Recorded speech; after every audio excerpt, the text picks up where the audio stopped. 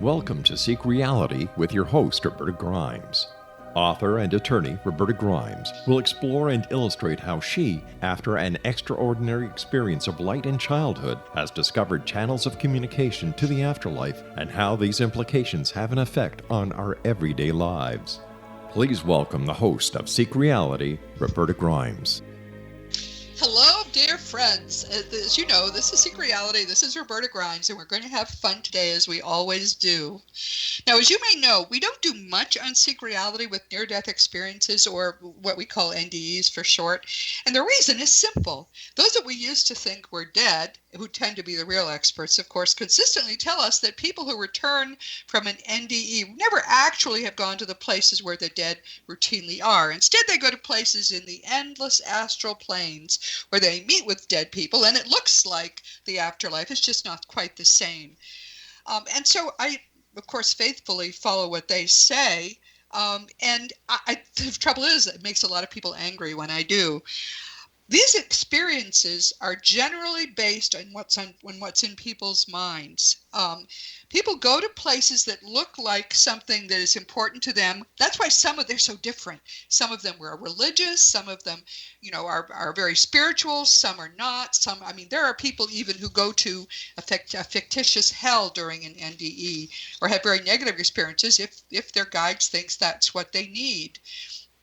But NDEs are very important. They're a form of dramatic, extraordinary, and extreme out-of-body experience. But if Raymond Moody hadn't given them the title of near-death experiences and associated them with death way back in 1965, I don't think we would associate them with death at all. I don't mean to say anything negative about them. I'm so thrilled we have them because they're dramatic, they're life-transforming, and they're so extraordinary that they're usually the most important thing that happens in every experiencer's life. But so I'm not telling you these people actually came close to dying, or our guest today did, but I am telling you that what they've been through is extraordinary. We have much to learn from it.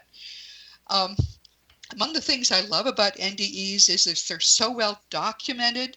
There have been so many of them. They're one of the 2 or 3 most likely ways that we're at last going to be able to open the minds of the scientific community and begin to truly get them to investigate the greater reality. And frankly, they're the most common and biggest spiritually transformative experience that people have. So they're very important. Now, when I first heard from our guest today, Robert Kopecky, who has had 3 near-death experiences, I said to him, I'm uneasy about doing near-death experiences. And he said, no, we're going to talk about spiritual stuff. So he really rang my chimes with that. Robert's new book is How to Get to Heaven Without Really Dying. And welcome, Robert. I'm thrilled that you're here. Thank you, Roberta. It's so nice to be back and talk to you again. So tell us a little bit about your history, just a little, so people will know who it is that we're visiting with. Oh, sure. First off, I'd just like to say that hearing your intro, I'm just right on the same page with you because I did have 3 near-death experiences, and obviously I didn't die, right? They were only near death. Right. My history is that I had a rather, as you might imagine, a rather tumultuous history, that included these 3 very different NDEs. But I grew up in a kind of a difficult household and had a hard childhood and hit the road early and did a lot of jobs. I had a lot of lives, so to speak, until I settled into my career as an illustrator and art director and animation designer, which I've done most of my life for a variety of, famous places, the New York Times and Cartoon Network and PBS Kids and stuff like that. But it wasn't until I had this kind of dark night of the soul about 15 or 16 years ago where the cumulative effects of my near-death experiences and, life in general sort of caught up with me. And I had a kind of an ego death. I had a different, not a death, but an ego death to speak of, so to speak, that kind of allowed me to enter into a whole new part of my life. And I became a meditator and a vegetarian, and I started studying all kinds of philosophy and psychology and physics and scripture And I ended up sitting on a rock by the upper Delaware River for many years and having this calling to write about it. And so I put that down into a rather fast manuscript and sent it to somebody who liked it, who sent me to a larger publisher, and that became my first book, which was How to Survive Life and Death, that I spoke to you about a couple years ago, I think. Okay, well, so you were how old when you started to sort of, as you have this, what you call the dark night of the soul? Wait, when did this happen to you? It happened right around 9/11. I was in New York City for 9/11, and I had kind of I had a moment, that a lot of people have, where everything around me, all these kinds of structures of material life that I had allowed to define myself completely, sort of fell apart in many ways. The nature of my career ended, and I had my second marriage had ended not long after or before that, and that was really the point at which I had a kind of a transformative shift. Each near-death experience hadn't done that for me by itself. They contributed to it, but it was really at that moment how old about. Were you? I mean, because people listening are going to compare your experience with their lives. And how old were you when all of this happened? I was 45. Okay, so that's good. You were grown up, but you were not that old. So that's a good time. I didn't really get serious about all of this till I was retirement age. So you're way ahead of me, I have to say. Let's talk briefly about your 3 near-death experiences. Sure, they're all typical. Yeah. How old were you when each happened? And we can go into them in more detail later, but let's talk quickly about what they were. The first one, I was in my mid-20s, and I was living a successful life as an illustrator in Los Angeles. All 3 of them are typical motifs. They're classic motifs. And the first one was an out-of-body experience where I was in a single-car accident, and that instantly, upon impact, found myself at the height of the telephone pole that the car had run into, looking down on the scene, able to look over into different parts of this unknown neighborhood to me and see people coming out. And I witnessed my body being put into an ambulance and tried to communicate with people ineffectively, and then was moved on by a spirit that was accompanying me that I never really encountered directly, but who shepherded me into this kind of a pastoral setting where I underwent a kind of an interview of sorts. The absolute details of which I don't really remember precisely, but a lot of important things were hashed out. And I awoke about 20 hours later back into this world in a hospital. So were you worried? Gee, if I could look at my body, I must be dead. Did you have any fears like that? No, because, I had that one thing that's typical to all of us and that I talk about as being heaven in the new book, is this experience of being enfolded into a field of divine consciousness, this kind of illuminative matrix of loving intelligence, God, so to speak. Right. And so I knew that I was not the same as I had been, and that I was looking at my material state down there, and that I wasn't it. That I was this diaphanous, effervescent kind of energy being that didn't have real distinct boundaries anymore and felt at one with everything. Well, that's a happy feeling, but that is typical, as you say, of NDEs. I think one reason why people so often think that must have been death is that it feels so different from normal life. Here we've got all these physical experiences and we don't know much, and we're stressed by everything from the mortgage payment to the fact that, someone was cranky to us this morning. But there's no stress. It's like it's all gone. So no wonder it feels like heaven. Right, and this is one of my sections of my book on how to get to heaven without really dying. The second part of that being the most important is that spiritual perspective I got from that experience that enables me to witness, the form of being human and the difficulties that it presents for us, and people's kind of authentic spirits trying to express themselves through the difficult nature of human life, that we all experience here. So, all right, and the next one, and how old were you then? I was in my mid-20s. Okay, well then when was the next one? Because this didn't change you much. It just became an arrow in your quiver, kind of.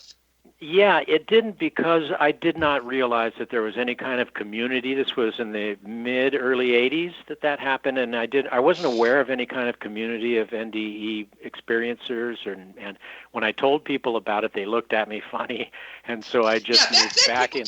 No, you're right. A lot of people were probably having NDEs then. One of the things we think, because NDEs do appear throughout history, just briefly, everyone, but there suddenly is an explosion of them in the 60s, and we think it's because so many more people were close to the threshold and brought back, which was something that was much less likely, although it could happen earlier. I mean, they truly are near-death experiences in that many people who have them have bodies and minds sufficiently stressed that unless they're brought back, they will complete the transition. But, like you, 3 is a lot. I think that's you're kind of being piggy about that, having 3 of them. But in fact, yeah, well, they do tend to come when there's some traumatic thing that has happened or when death is possible. When we come back, we're going to learn more about Robert's other 2 near-death experiences, and then we're going to talk about what they are, how they feel, because people talk about their NDEs all the time, but a lot of people wonder just how would it feel to have that happen to you. This is Roberta Grimes, Seek Reality. We'll be right back.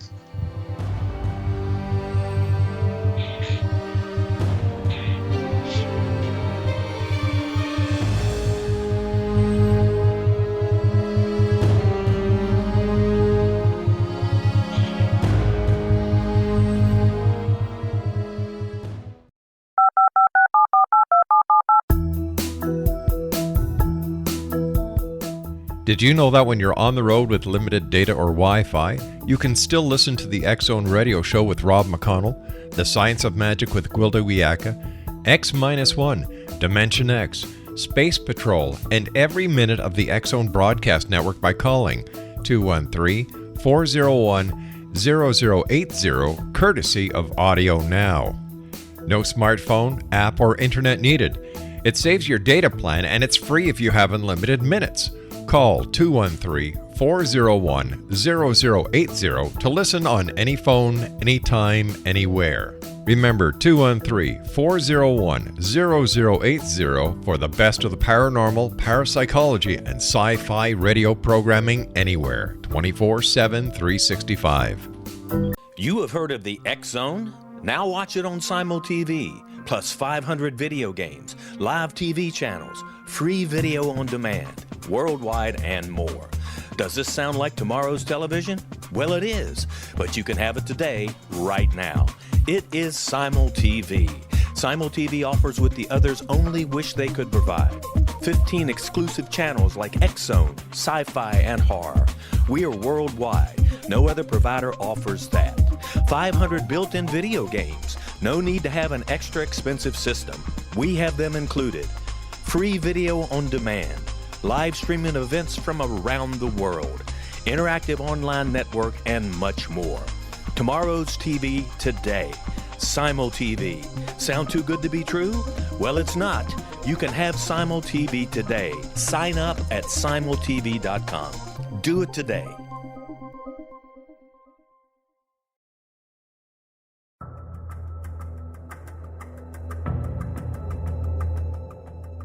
Modern Esoteric, Beyond Our Senses by Brad Olson, consummates the lifology story about where humanity originates.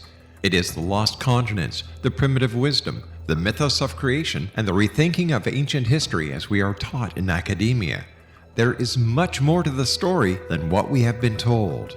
As this is the first book in the Esoteric series, Modern Esoteric starts at the beginning of time and accelerates up to this modern age. Future Esoteric is book 2 in the series and takes a forward-looking position ahead of today with an open and honest examination of the ET issue and various unexplained phenomena. To discover the writings of author Brad Olson, visit www.bradolson.com. That's www.bradolson.com.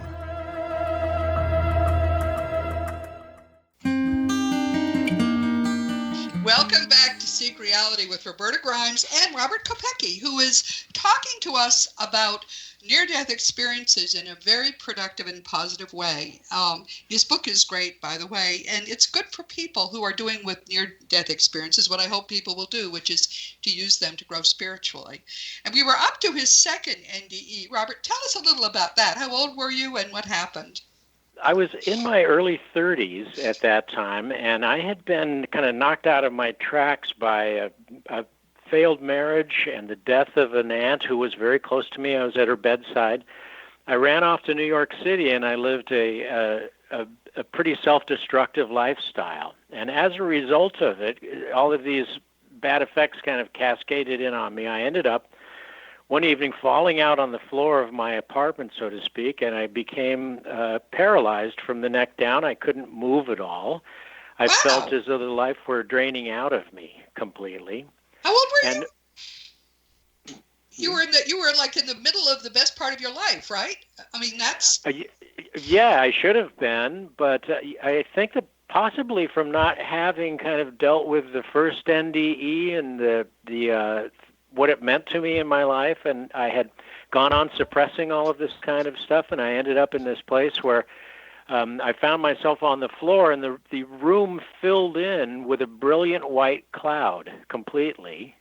Really? And I again was accompanied by somebody, it's my guardian angel is who I think of it now as being, who directed me to look into the center of this cloud, and a kind of screen opened up where I had this sort of life review where I was shown scenes from my life, but it was not the highlight reel.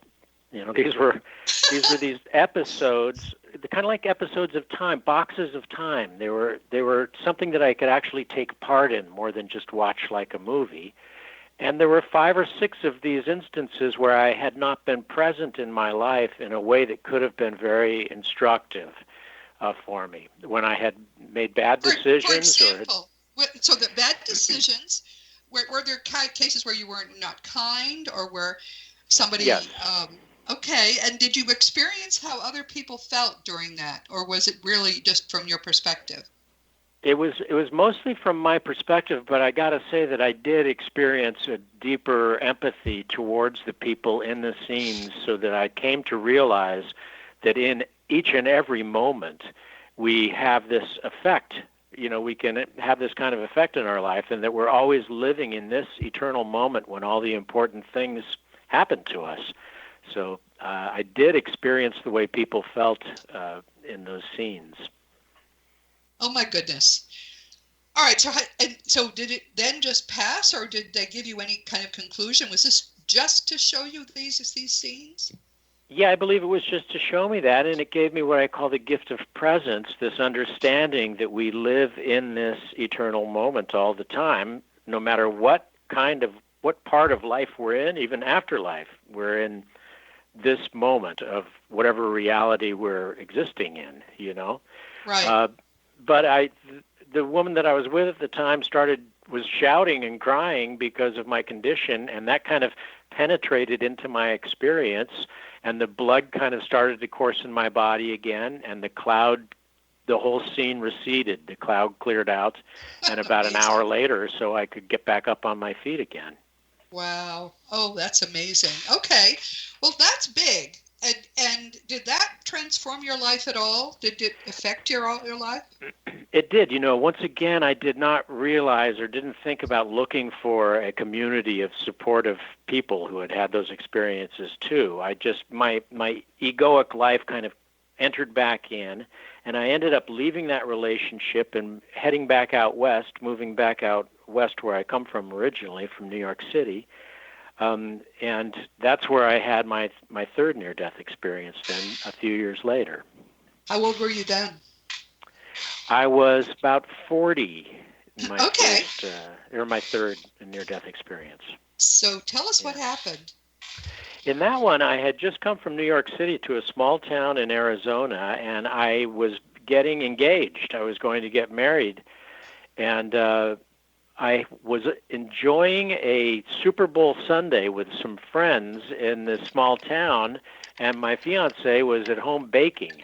And after the game, I went out to call her, and I was assaulted by a big roughneck, what we'd call skinheads at that time. Oh my goodness. These big, tough, kind of neo-Nazi-like kids. This one assaulted me while I was on a payphone, and I talked him down and got back on the phone with my fiancée, and then he came back and assaulted me more violently. And then I made a terrible mistake, which was that I punched the guy. And he went down and out, and the people around me applauded because they had seen the whole thing. It was as though I'd gotten confirmation from the crowd. But when I left, I didn't know there was a group of these skinheads who drove up alongside of me and knocked me in the back of the head with maybe a tire iron or something like that, and then stomped and kicked my unconscious body for the worst part of an hour. In which Are you case, kidding? That's terrible. How did you survive that? I don't know exactly, but I did. What happened to me was interesting, too, because it was a completely different kind of near-death experience. It was one that was a bit more tethered to this reality. In other words, I didn't lose complete realization of this kind of violence happening kind of out there somewhere, but I was contained in this, once again, this warm, loving kind of situation or extra dimension, so to speak. They felt kind of a terrestrial or almost like inside of a body, almost womb-like. Yes. And there were entities around me who were telling me that I needed to go back, that I had not done things right, and that there was something I still needed to do. And they basically, as I recall it, picked me up and pushed me through a kind of a membrane. And when I opened my eyes, I was on my back on the street in this Arizona town, and there was an EMT guy above me who said, "He's back." And that whole thing lasted about 2.5 hours or so. Oh, my goodness. Oh, how badly were you hurt? I mean, were you have broken bones and things? That was my worst death, so to speak. If you're going to rate them like that. But yes, I did have broken bones, and I required reconstructive surgery and all kinds of bad stuff like that. Oh, it took me quite a while to recover from it. But from that, I got what I call in the book the gift of purpose, which is this extra-dimensional reality that we are here to fulfill a spiritual evolution of our own and of our own collectively too. That's extraordinary. See, this is very important to everyone. We all have primary spirit guides. They sign up with us before we're born. They help us plan that life, and they will. Let's just say they'll come into our lives when they need to. Yours have certainly been rather dramatic in how they've come into your lives, but everybody, you all have someone like that in your life too. Many of us have more than one primary, secondary guides for specific purposes. When you take up piano lessons or whatever, somebody will join you to help you with whatever is going on in your life. Knowing that that's true is immensely comforting. They never will leave us. Doesn't matter how much you think maybe you're not worthy of having somebody like that in your life. We all have someone, just as Robert does. But his great luck is he gets to really know these people. That's wonderful. Was it the same beings at each time, or did you have any sense of individual beings? Well, I never really was able to focus on who they were exactly. But a couple of years after I went through this kind of ego death that I was mentioning to you, when my life turned around, I had a Reiki session where I experienced a kind of an astral travel to a place where I met who I consider my guardian angel. And she was introduced to me by the aunt who had died, whose bedside I was at. And it was quite an extraordinary extra-dimensional experience in itself that gave me this knowledge that you're describing, that I am never alone and that I'm always fully supported and encouraged by my guides. Everyone listening, if you wish you could be in touch with your guides, you can. All you need to do is speak to them aloud before you're going to sleep. Say, I know you're there. I know we're probably going to be meeting tonight. Please let me remember something from that meeting. Tell me what your name is or whatever you think I should know. How should I refer to you? And if you're persistent, because this for a month you could do this and you won't get an answer. But if you're persistent, you'll find you'll wake up in the morning and there'll be something in your mind that you'll pick right out. Just always pay attention to what's going on in your mind when you wake up. And the more you sort of solidify this connection, the more easy and helpful it's going to be in your life. Because whatever question you have, if they think it would help you to know the answer to the question, they will give it to you. And this is how I worked with my primary guide for most of my life, and it worked very well. So, all right, what was the physics like? Now, it was different, of course, for each of these because they were from different levels of your own consciousness. Did you have a sense of a timeless, spaceless feel? Did you have a sense of being somewhere else, even though you were right there? Yes, I did. I definitely had a sense of these being extra-dimensional experiences, so to speak. They were not Earth-like whatsoever. Even the nature of the memories are somewhat different, And what I talk about in the book is aligning yourself with these kinds of pathways to that experience, because it was very important for me to become a meditator. That's really, in large part, how I stay in touch with my spirit guides now. But going inward in that respect opens up the doors to the kind of extra-dimensional experience I had in each of these three cases. When we come back, we're going to talk about what for me is the point of all of this, which is how we can use it to develop spiritually. Roberta Grimes, Seek Reality. We'll be right back.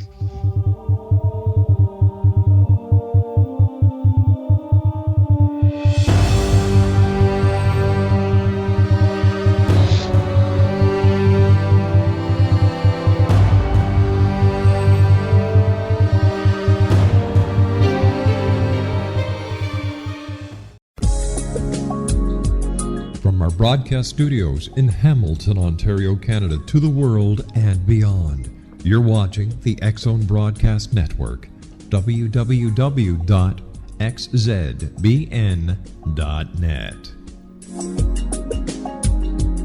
AVS Media Demo.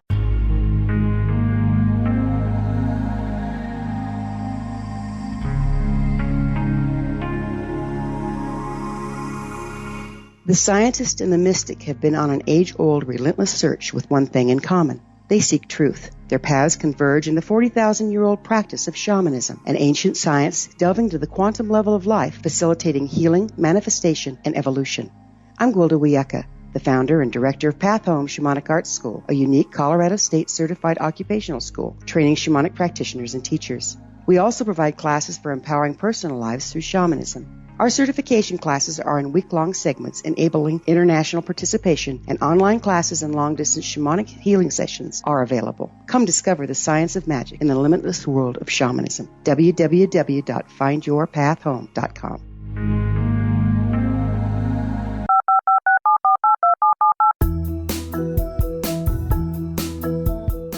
Did you know that when you're on the road with limited data or Wi-Fi, you can still listen to the X-Zone Radio Show with Rob McConnell, The Science of Magic with Gwilda Wiyaka, X-1, Dimension X, Space Patrol, and every minute of the X-Zone Broadcast Network by calling 213-401-0080, courtesy of Audio Now. No smartphone, app, or internet needed. It saves your data plan, and it's free if you have unlimited minutes. Call 213-401-0080 to listen on any phone, anytime, anywhere. Remember 213-401-0080 for the best of the paranormal, parapsychology, and sci-fi radio programming anywhere, 24/7, 365.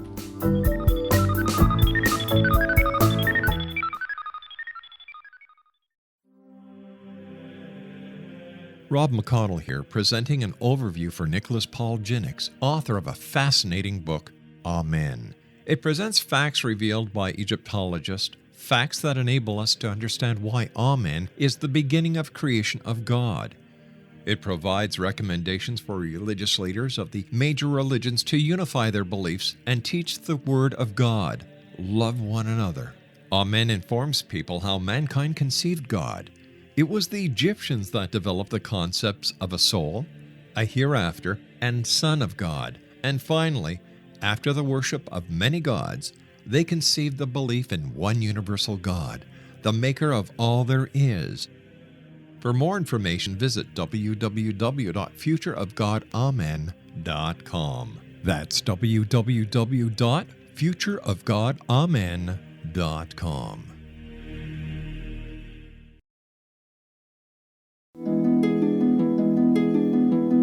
Welcome back to Seek Reality with Roberta Grimes and Robert Kopecky. We're talking about his book, which is How to Get to Heaven Without Really Dying, I think. I don't have it right in front of me. Is that right? That's right. That's Yep. it. See, I have it memorized. Without really dying. That's the important without part. really dying. But the thing is, we think, I thought when I first saw it, that, Robert, that you were saying, I too have been dead and come back to life, but you weren't at all. One of the things he does is to quote the Gospel of Thomas. But in fact, the Gospel of Thomas is where this appears, but it appears in the Bible too. The kingdom of heaven is spread across the earth, but men don't have eyes to see it. That's Thomas. And Jesus tells us repeatedly in the Gospels that the kingdom of God is all around us. The kingdom of God is within us. The kingdom of God is right where we are. And that's the kingdom of God that Robert is talking about. Because he was a fairly stubborn guy. I mean, we have to sort of say that frankly, Robert. He wasn't... Things that would rock other people's worlds, he didn't get in his way. But hard-headed. Yes, right? Yes, that's exactly right. Fortunately. But eventually, there was a breakthrough when he was in his late 40s or somewhere in your mid-40s, and he suddenly realized that there was a whole area of life that he had now been shown for 3 times. He'd been shown it, and he had to start to explore it. We all are in the same position every day of our lives. There is all of this going around us that we are not paying attention to, but it is the whole purpose why we're here. We plan a life. We come here as like it's a spiritual gym. We come here, we want to get on these machines and learn and grow spiritually, strengthen our spiritual muscles. So what we're going to talk about now is he's coming at this from a very different experience. I have to say, Robert, frankly, I don't meditate. My husband's been meditating for, 40 years. I don't meditate. I don't want to do it. I don't have the time. I'm not a meditator. So I come at spiritual growth from a very different way, but I'm very idiosyncratic. Most people come at it from Robert's perspective. So talk to us about meditation, how you began to do it and how it helped you. Well, I think I was just called upon. I had this experience where I was given the opportunity to buy a small house on the upper Delaware River, which is a wild and scenic national park river. It's about 2.5 hours out of New York City where I live. And I met my wife, my third and ultimate wife, I hope. And we started going up there very, very regularly. And there was a rock by the river that had my name on it.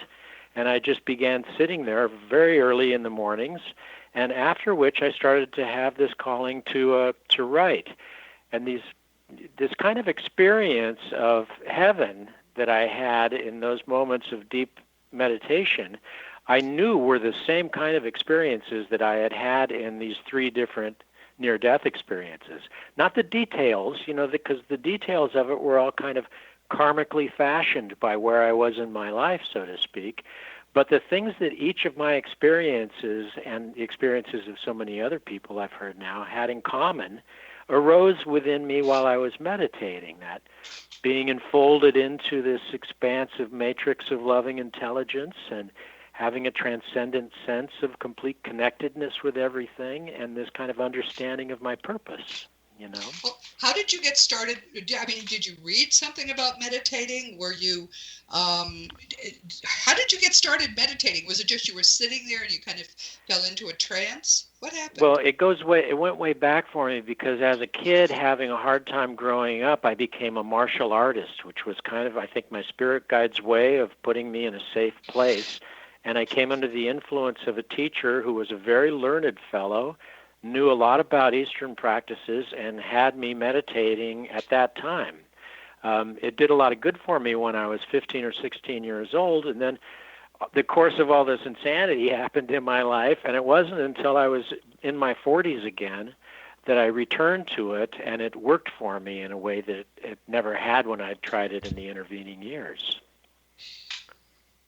To me, what they call the monkey mind is always going too much. There always are thoughts that come into your mind, and I just get very impatient with them. So, how do you quell the monkey mind? Well, that's really one of the great things that meditation works for, because when one sits in meditation and becomes an observer, and I write about this in the book, this principle that the Hindus have of sakshi, of being a compassionate, neutral witness to life in general.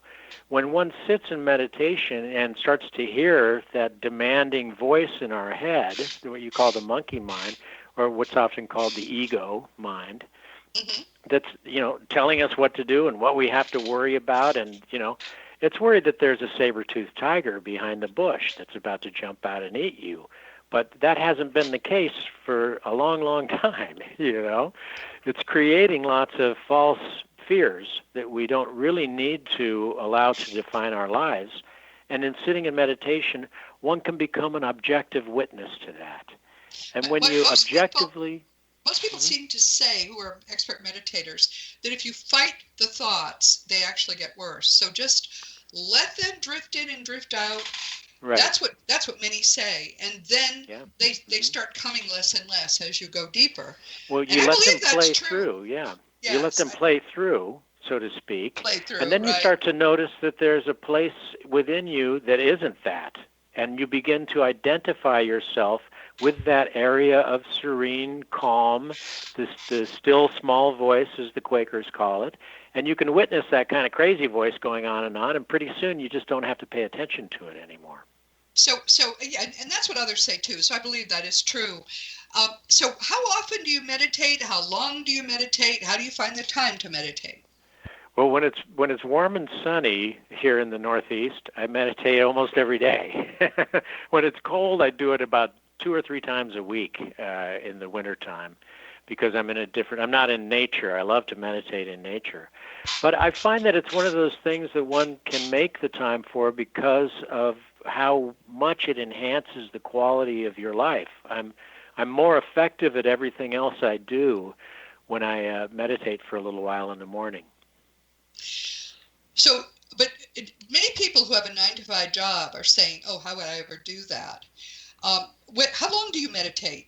My husband does 20 minutes every day. Do you do 20 minutes or longer? On weekdays it's like 20 minutes to a half hour. For the 6 or 7 years leading up to the publication of the first book, when a lot of things really turned around for me, I was meditating 3 or 4 days a week for about 2 hours a day.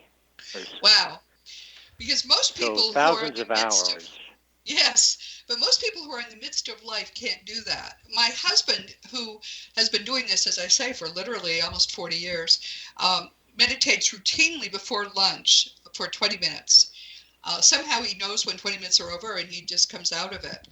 I think many people, for him, that's been enough. It has really, I remember him from before. He is a different person and a much better person to himself and others because he does this. So if people who are listening to us and saying, well, for Pete's sake, you guys, you have all the time in the world. I don't have any time. I've got a husband. I've got a wife. I've got children.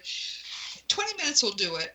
And if you do it every day, it really seems to become something that just becomes part of your life, and you can do it on your lunch hour. You have to do it with an empty stomach. Apparently, it's a problem if you can give yourself indigestion if you've eaten. So do it before lunch. Try it before lunch. Yeah, I think that as long as you have a conscious contact with whatever, with God or with your angel guides, your spirit guides, as long as you just get into that space for a little while, I think you're good. In the book, it's really about aligning you with what these heavenly sensations are that are common to all these experiences. Meditation is only part of it, because I have in the first part, in the perspective part, I have actions that you can take that kind of amount to the same sort of thing in a way without having to interrupt your busy schedule. And the point of this, of course, is to raise your spiritual vibration. You have come to Earth. Nearly everybody has this as your life purpose, learning to raise your spiritual vibration. So what Robert is doing really is at the core of what each of us needs to be doing now. And as I've told you I do it differently, and what I do works as well. But what's interesting to me about his book, actually a number of things are, I really recommend it highly. What's interesting to me is he's at the same place, learning to love perfectly, learning to forgive completely, learning to put aside and do away with all of the things about this life that we think are important, because they're not important at all. And when you do that, you can raise your spiritual vibration. I think meditating does help, Robert. I mean, I'm not fighting you on that. I think it does. It's just that we're all on different voyages, and his voyage, actually, your voyage may help a lot of people, because for me, it's a much more mechanical thing. I'll be talking in another couple or 3 weeks about how I do it. So I will try to remember to remind you about how Robert does it. You may find that some combination is what you all need to do. We have, to me, the point of all of this is for us to come to a shared understanding of who and what we are. Because when we have that, all of the differences in religion go away. The politics doesn't matter a fig. We rise above it all. And don't you find that it makes you happy? Oh, yeah. The goal is to transcend the delusion of separateness. It's so that we realize that we're always one in God. Yes. And in many ways, we are the same person, the same divine consciousness being expressed through these different forms that we're each in. That we are, this illusion of separation. And I should just say, too, I'm sure you mean, when you say God, you don't mean the cranky guy with the thunderbolts. What you mean is eternal mind, of which all our minds are a part, and eternal mind is all that exists. And it's mind, God, but I call it divine consciousness. When we come back, we're going to finish this up talking about what we've learned. Roberta Grimes, Seek Reality.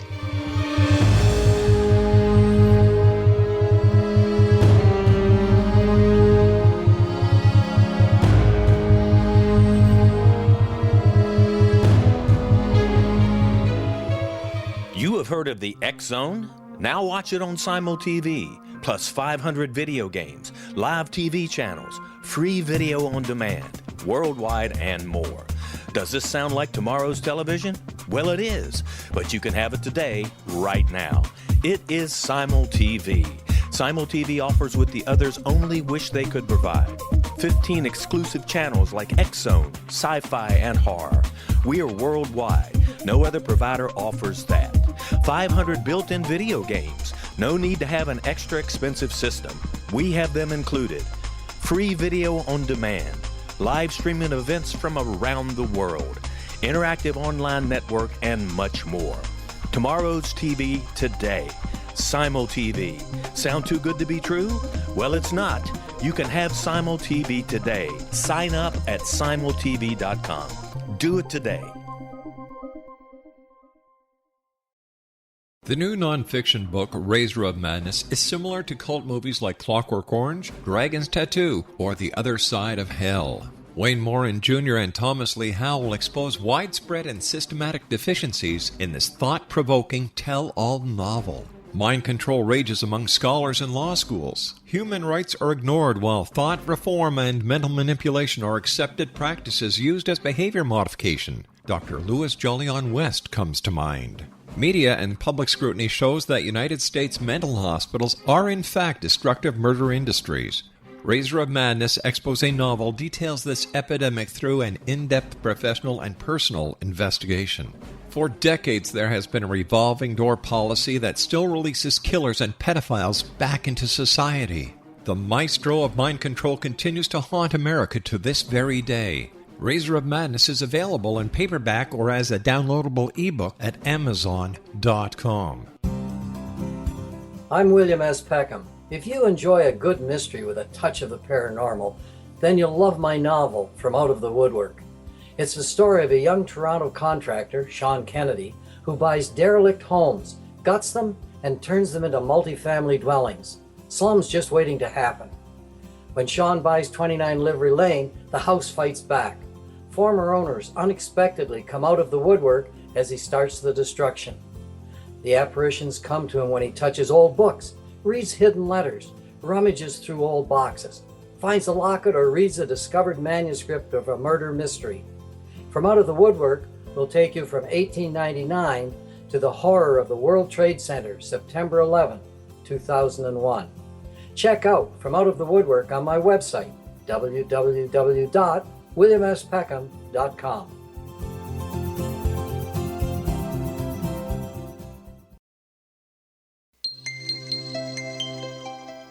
Welcome back to Seek Reality with Roberta Grimes and Robert Kopecky. And what we're talking about, he's had 3 NDEs, and they were all different. I think he has had the most interesting set of NDEs I've ever heard of.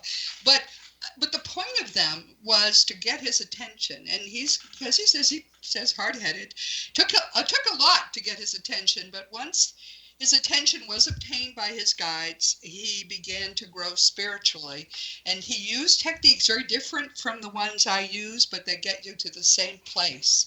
And I think that's what I'd like to sort of talk about a little bit, Robert. What do you notice is different about your life as you've gotten deeper and deeper into spiritual growth? Well, the 3 near-death experiences all had an instructive component to them, too. That's something that was very consistent.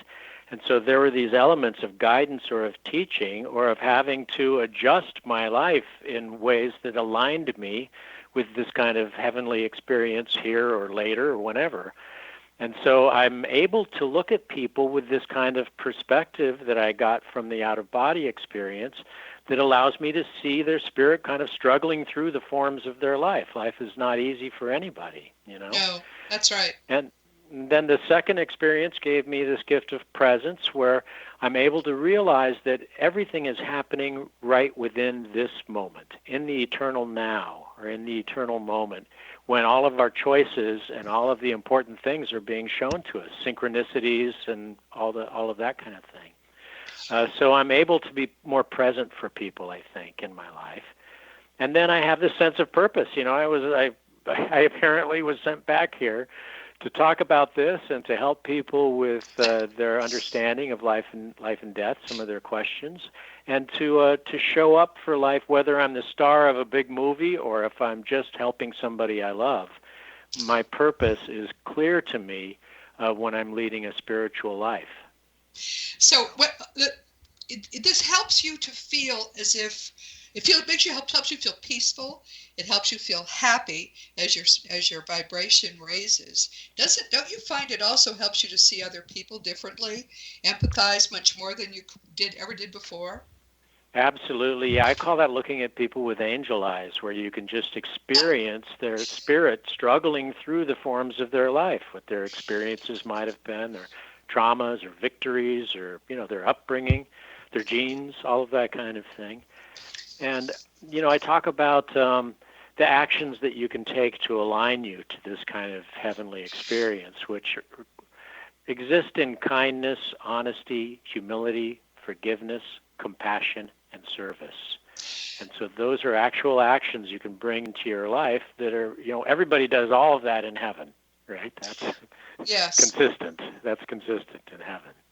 But now we're talking with someone who tried to ignore these experiences. You weren't really religious before either, were you? Not at all, no. Yeah, right. So let's just say we're basically someone who was very macho, going through life in a very macho way, and but got tapped on the shoulder by spirit and called to do what we would think of as religious, which it's not, nothing to do with religion, but certainly not a conventional way of looking at the world. But it's empowering to do this. If you decide now it's the time for you to start to really grow spiritually, and his book would be a great place to go, How to Get to Heaven Without Really Dying. Very easy to understand book from someone who has lived the experience. So I can recommend it strongly, but however you begin to do it, to begin to put your spiritual growth first in your life, I guarantee you, is the one thing that is going to make you feel very glad when you finally do graduate, because that's why you came. And the first thing many people do when they get there is hit their foreheads and say, what was I thinking? I tried to get all this money. I tried to get all this power. I stepped on people's faces, and it got me nowhere. So the kind of transformation you have had, I think, is a great example for all of us. And I'm just glad it happened to you as early as it did in life, because you have wonderful teaching now to be done. Well, thanks so much. Yeah, it's a completely different definition of success than what we do that enables our spiritual evolution. It gives us a life that is transcendent in nature. It's like living in heaven a lot of the time. So that's, for me, a lot of it too came from studying ancient texts, like the Bhagavad Gita or the Gospel of Thomas that we mentioned before. Yes. I have that in the presence section of the book, and the poetry of Rumi. And Coleman Barks gave me his translations, which I love. I'm very grateful for.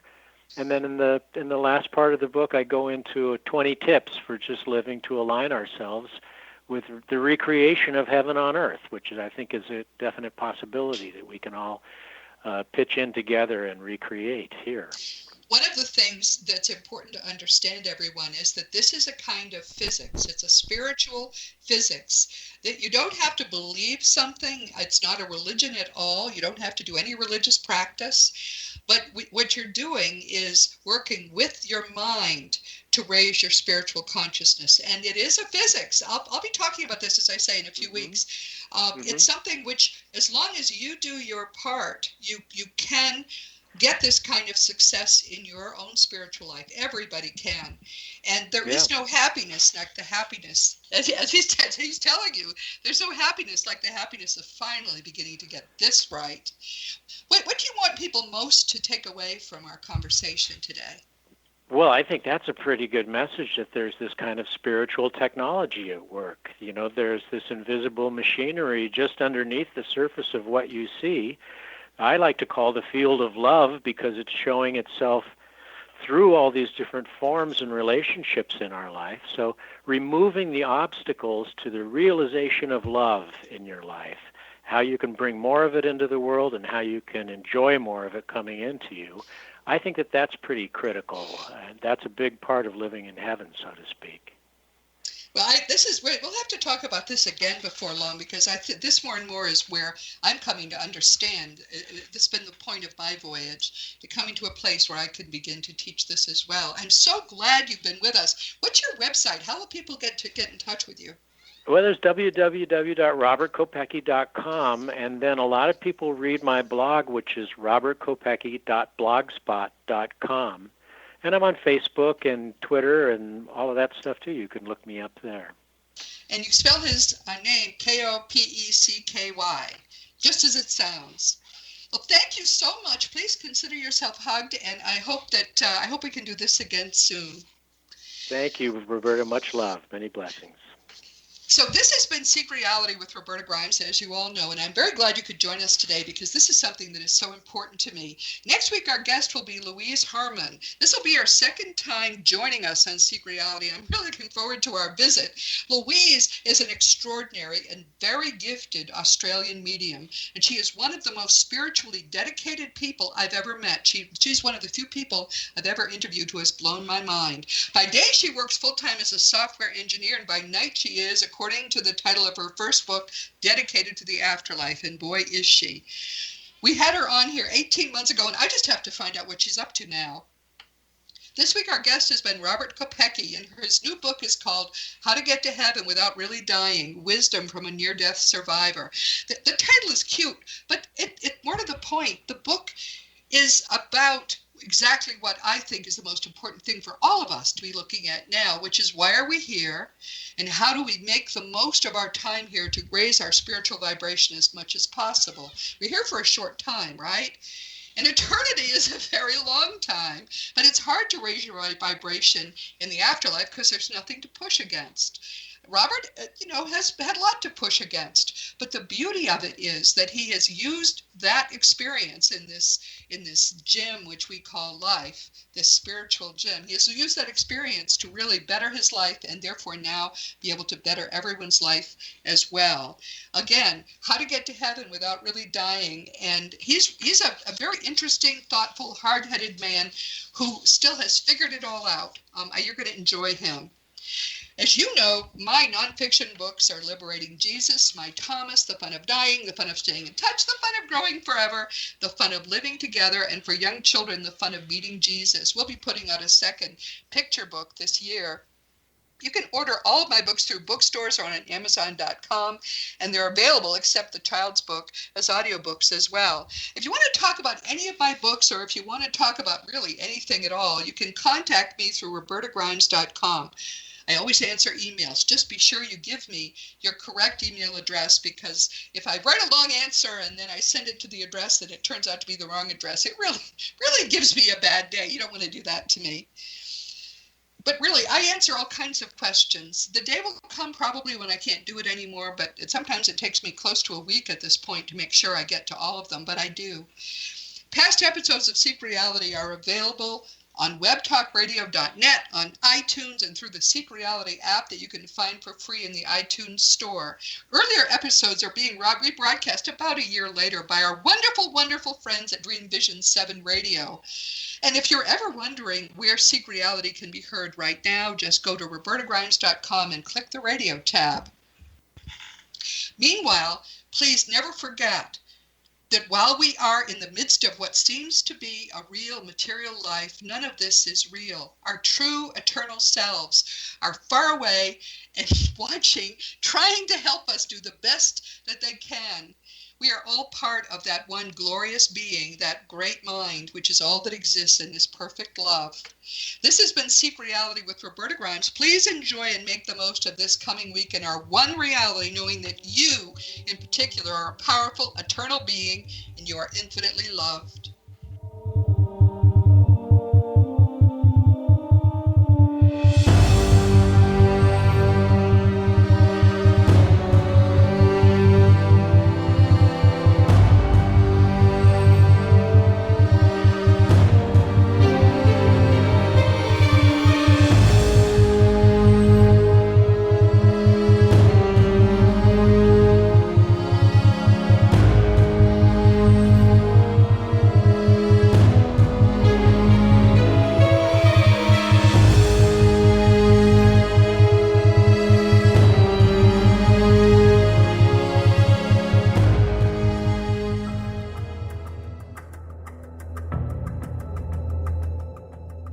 Modern Esoteric, Beyond Our Senses by Brad Olson, consummates the lifology story about where humanity originates. It is the lost continents, the primitive wisdom, the mythos of creation, and the rethinking of ancient history as we are taught in academia. There is much more to the story than what we have been told. As this is the first book in the Esoteric series, Modern Esoteric starts at the beginning of time and accelerates up to this modern age. Future Esoteric is book 2 in the series and takes a forward-looking position ahead of today with an open and honest examination of the ET issue and various unexplained phenomena. To discover the writings of author Brad Olson, visit www.bradolson.com. That's www.bradolson.com.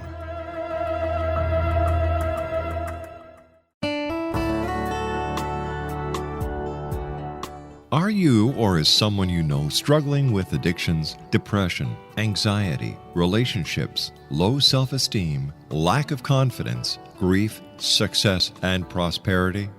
Do you know that your subconscious belief plays a big role in the outcome of your hard work? We can help you permanently change the beliefs that may be the reason for your struggles and failures. We care about getting you the return on your investment and the results you are looking for. We can help you be free of the limitations of your past and in realizing your highest potential. We work with people by phone and Skype. For more information, visit us at www.ritasoman.com. That's www.ritasoman.com.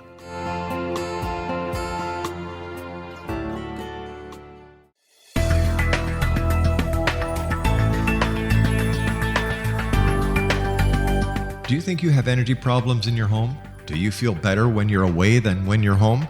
Joey Korn is a global leader in the world of dowsing who specializes in personal energy clearing and space clearing. He can help you create an ideal energy environment in your home no matter where you live in the world. Learn about his remote spiritual house cleaning services and much more at www.dowsers.com. You can get Joey's book, Dowsing, A Path to Enlightenment, as well as other dowsing books and tools, Kabbalah books, and Walter Russell books. Joey's work is really amazing. Go to dowsers.com right now. That's DOWSERS.com or call 1-877-DOWSING. That's 1-877-369-7464.